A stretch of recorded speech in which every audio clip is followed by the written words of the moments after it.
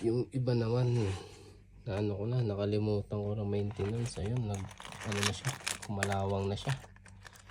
Pabayaan ko na, busy kasi sa tournament, pagbabad. Ayun, palitan na ng treble hook mga master. Sayang, pero sana ayos pa, hindi pa siya nabutas, no? Ito, sayang. Bali yan, mga nakahuli ng barakuda yan. Ito naman ay tinatawag na popper. Yan, yan pang UL, no? Pang ultralight. Ito naman yung tinatawag na halco, pang deep dive siya. Yan, dalawa, isang rapala tsaka isang tawag dito, storm. Ito naman yung mga king lures. Ito yung Manila Cast, mga 30 grams to. Yan.